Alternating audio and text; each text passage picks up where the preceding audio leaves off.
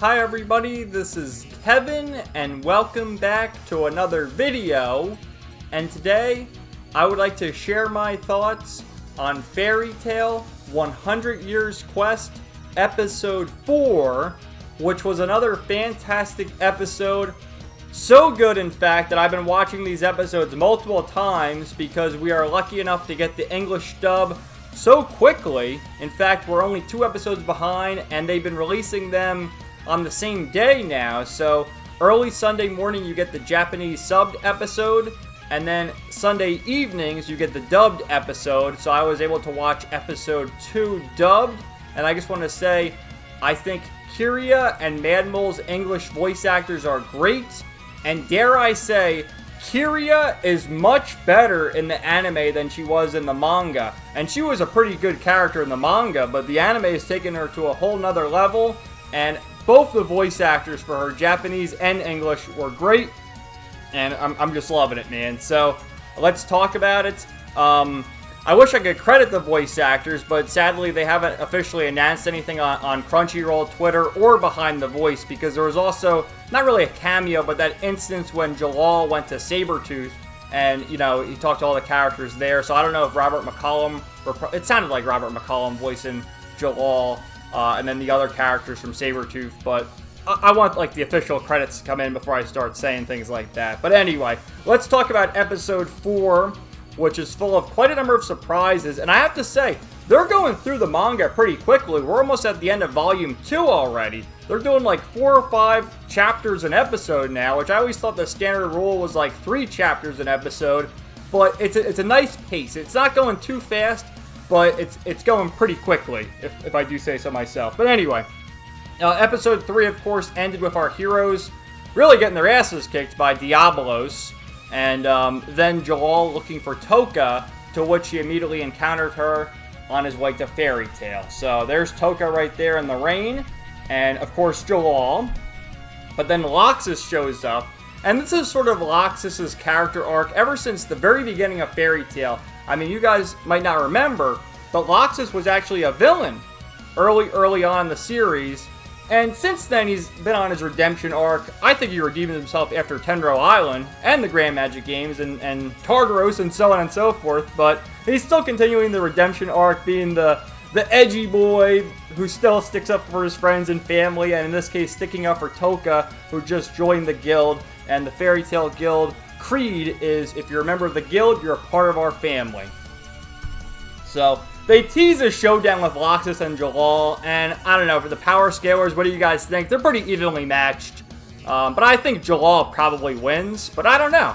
What do you guys think? I mean, Loxus is the Thunder Dragon Slayer, but then, you know, Jalal, he was a wizard saint way back when, at least when he was known as Seagrain, so who even knows, because the wizard saints were all jobbers, weren't they? But anyway, so it cuts over to Diabolos, and we got the homie himself, Madmole, and Scullion, where they're on their boat, and they've captured Urza, Natsu, and Wendy. Now, Scullion was fighting against Gray, but their fight kind of ended off screen. I don't remember what happened in the manga, because Gray used his Ice Devil transformation, and he was putting up a good fight. I forget if they just cut that out of the manga and it just kind of ended off screen or what happened, but Gray got separated, and then Lucy was left behind with Happy and Carla, and she has to regroup with everybody. So we see these two, and then it shows Best Girl. I mean, just look at her. I can fix her. Best Girl holding what looks to be a leash, and you see right away, Urza has become her pet, walking on all 4s. So, my goodness, man, like, and then you get a shot like this. Hey, I told you, Fairy Tail was all about the fan service, and we're still technically in the beach episode arc where we have characters in their swimsuits, although Kiria, you know, is this a swimsuit or is this just her armor? This is her armor plus 50 defense, right? So you have that, and Natsu and Wendy are helpless, with their derpy faces, of course, because, you know, they're Dragon Slayer, so they have motion sickness, but, you know, and you might be wondering, because Diabolos is, they're Dragon Slayers as well, but they're 5th generation, so they've subverted the motion sickness, whereas Natsu and Wendy are 1st generation, so, you know, the boat's moving, they can't function. They're they're helpless. So they see Urza. They're like, "What's going on here?" And this scene right here, before Kiria, because there was a whole scene where Urza was begging, like, "Oh, please, let him go, let him go." And remember, Kiria used her magic to basically cut Urza's strength out of her. So what happened here before she was sitting, you see where her hand is placed. She slapped Urza on the ass. So you get to see like that in there. And then it cuts over to Lucy, who's frantically rowing away, trying to catch up with them. And a miniature Gray ends up in the palm of her hands. And she's like, where the hell did that come from? And we see a returning character in Brandish. Already we see Brandish, and she's just chilling. She's on her vacation. You see she's got her fancy drink. And, hey, Lucy. And just, I don't have these for all the panels, but I just like to show every once in a while a comparison's sake to the manga. There you go. Very accurate. You gotta love it. And Lucy, Brandish, what are you doing here? So Happy's like, can we trust her? She was a villain last time. Because, yeah, remember, Brandish was part of the Spriggan 12 with the Alvarez army with Zerif and all of them. But yeah, Brandish has turned over a new leaf, and she was never really evil. She was just following orders. So Brandish is like, no, you can trust me. It's all good. And then she recounts the members of the Spriggan 12 and what's going on in the Alvarez Empire. We have Agiel, who's become the king now. There are his subordinates. That's his grandfather, Yagiel, and then Jacob. Demaria, which, sadly, this is the only time we see Demaria in Fairy Tail 100 Years Quest. I mean, she may appear later on in the manga. The manga's still ongoing, but this is it. This is all we see of Demaria. Another one of the best girls. We do see Brandish later on, because she's probably more of an important character. But I always liked Demaria. But yeah, she turned over a new leaf. She's tired of fighting, so she now lives on a quiet life on a farm. Aw, how cute. So these two, Invel and Nineheart, are in jail. They're the big bad guys. I thought that the two of them died, but apparently they were brought back. I don't know. And then she recounts there was the others, August, Irene, Larcade, Serena, a few others actually did die. And then, of course, Zerif.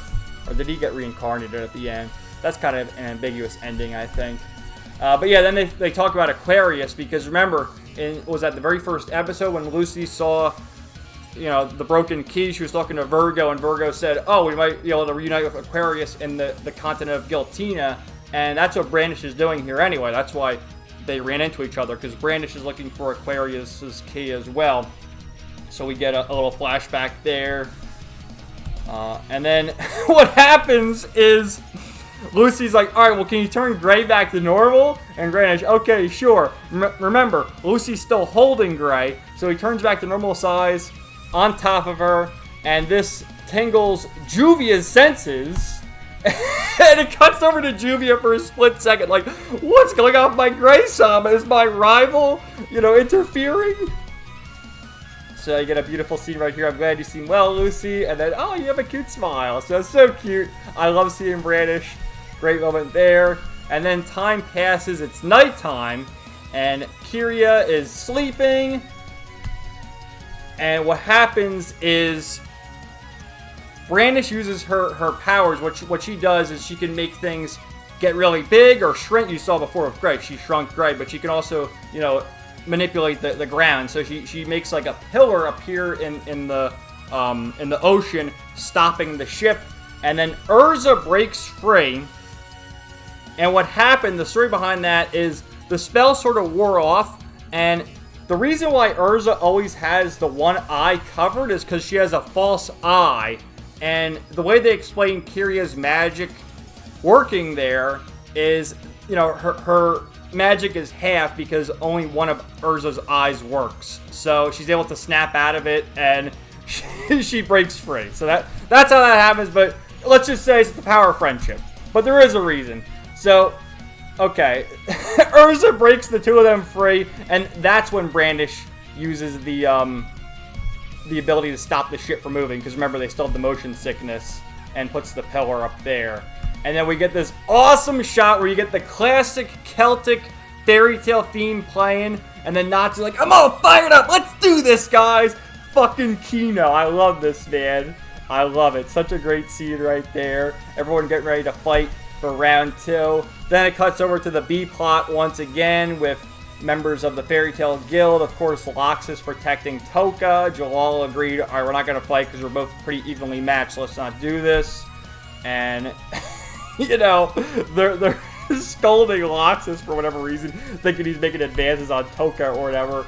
And then what happens is, you know, she runs into Jalal again anyway, and you see that there's like 2 different beings inside Toka's body. You have Toka, the good, kind-hearted soul, and then you can see the evil half here, the White Mage, which that gets explained really later on, probably not in the first season of the anime, so I'll leave it there for now. And what happens is, while this is going on, of course, Gajeel, Panther Lily, Juvia, and Levy were also investigating, and they were eavesdropping, so Gajeel's able to subdue her, and that's right there. And then what happens is it cuts back to our heroes fighting. Remember, the ship was stopped because of Brandish's magic, and we get this amazing shot of Mandible. You know, he was resting. He's in his pajamas, and he wakes up. Cha, what's going on? And then it cuts to... Holy shit, man, Kiria changed into her sleepwear. Look at her sexy bra she's wearing. My goodness. So, we get that. And then we get ready to fight. And Urza, you know, she's like, okay, I wasn't going to fight you in your sleep because I want to have an even match with you and truly test our powers. So they get ready to fight. An epic match between Urza and Kiria at full strength. And Kiria makes this face. Look, Fairy Tail is synonymous just for doing these faces, which I just love. So, she goes crazy again, and goddamn, she's so hot, okay? I'm just gonna keep saying it. She's so sexy, and again, so much better. And not that she was ever bad in the manga, but this is an excellent anime adaptation. From her voice, the voice fits the character so well. I just love it. So, what happens is Kiria breaks Urza's blade, but she's able to reinforce it because Wendy actually used her magic to help Urza, and it's the dragon-slaying blade Belsarion, which, remember, that was Urza's mother's name, who was also well, she was a dragon, so that's why.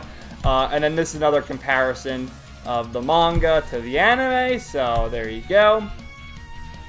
Maybe because it's just zoomed in more, but it doesn't look like Urza's eye is bigger. Still a good adaptation and good stuff. And to me, what I think I prefer with the anime, and I love the manga again, but just the music and everything else, the voice acting, to me makes the anime better. So, Natsu and Wendy are getting ready to face Mad Mole and Scullion, and just going back and forth. So, Mad Mole is the armored dragon, so Natsu's using it as fire. It's kind of a stalemate, and I have heat that goes beyond that. Cha! And then you have Wendy cheering him on, says the same thing. Natsu-san, you can do it, Cha! And then what happens is Natsu's able to use the Fire Dragon King's Purgatory, which that's Igneal's power. And even Scullion's shocked by that. And then you get the legend himself. Look at Natsu's face, like, ha! And he defeated Mad Mole. So, Urza's still fighting Kiria, but she's, you know, probably going to win now that she lost round 1, so you would expect her to win round 2, right? And then Scullion, who's going to fight him. But that's where the episode ends. I also just had this other thing that someone put together on Twitter, just for more comparison's sake.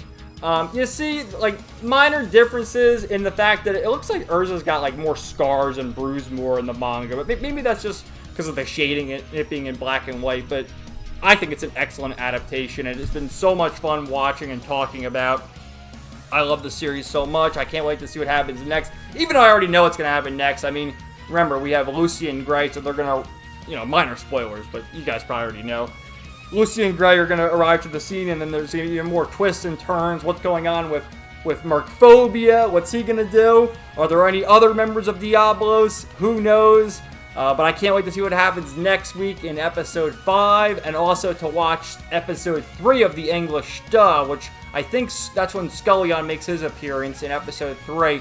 And I will hopefully I'll get confirmation as to who the English voice actors are for the new characters, and if, you know, Robert McCullum reprised his role as Jalal, and the other characters from Sabretooth. And then also episode 3, you got Ichia returning, right? And all of them, so we'll see. Anyway, guys, let me know your thoughts in the comments down below. What did you think of this episode? And stay tuned next week for episode 5, and also throughout the week for more videos coming soon. So thanks, guys. Have a great day, and we'll talk to you later. Peace out. Nighty night.